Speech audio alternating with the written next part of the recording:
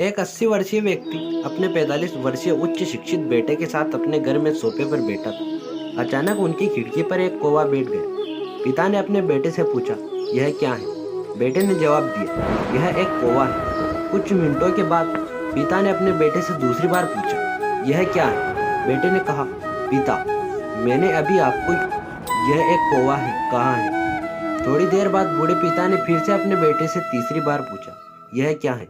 इस समय बेटे के स्वर में कुछ जलन महसूस हुई। क्यों? तब उसने अपने पिता से गिड़गिड़ाते हुए बोला, यह एक कौवा है। थोड़ी देर बाद पिता ने फिर से अपने बेटे से चौथी बार पूछा, यह क्या है? इस बार बेटा अपने पिता पर चिल्लाया, आप मुझसे बार बार एक ही सवाल क्यों पूछते रहते हैं? हालांकि मैंने आपको कई बार बता चुका हूँ कि यह एक कौवा है। क्या आप इसे समझ नहीं पा रहे हैं? थोड़ी देर बाद पिता अपने कमरे में गया और एक पुरानी डायरी लेकर वापस आया, जिसे उन्होंने अपने बेटे के जन्म के बाद से बनाए रखा था। एक पेज खोलने पर उन्होंने अपने बेटे को उस पेज को पढ़ने के लिए कहा। जब बेटे ने इसे पढ़ा तो निम्नलिखित शब्द डायरी में लिखे गए थे, आज मेरा 3 साल का बेटा सोफे पर मेरे साथ बैठा था। जब खिड़की पर एक कौवा बैठा था, मेरे बेटे ने मुझसे 23 बार पूछा कि यह क्या है, और मैंने उसे 23 बार जवाब दिया कि यह एक कौवा था।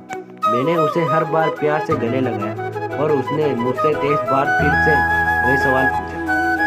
मुझे इस बात से बिल्कुल भी चिढ़ नहीं हुई कि मैंने अपने मासूम बच्चे के लिए प्यार महसूस किया है, जबकि छोटे बच्चे ने उससे 23 बार पूछा, यह क्या है? पिता को 23 बार पूछे सवाल का जवाब देने में कोई जलन महसूस नहीं हुई, और आज जब पिता ने अपने बेटे से सिर्फ 4 बार यही सवाल पूछा तो बेटे को चिढ़ और गुस्सा महसूस हुआ। इसे पढ़कर उस बेटे को अपने किए गए व्यवहार का पता चल गया, जिससे चलते अब वह मन ही मन बहुत शर्मिंदा हो रहा था। शायद उसे अब किए गए अपने बूढ़े पिता के प्रति व्यवहार पता चल गया था। इसलिए यदि आपके माता पिता जब बुढ़ापे में होते हैं, उन्हें न तो पीछे छोड़े और न ही उन्हें एक बोझ के रूप में देखें, बल्कि उनके साथ एक दयालु शब्द बोले, शांत शांत, आज्ञाकारी, विनम्र और उनके प्रति दयालु बने। अपने माता पिता के प्रति विचारशील रहे।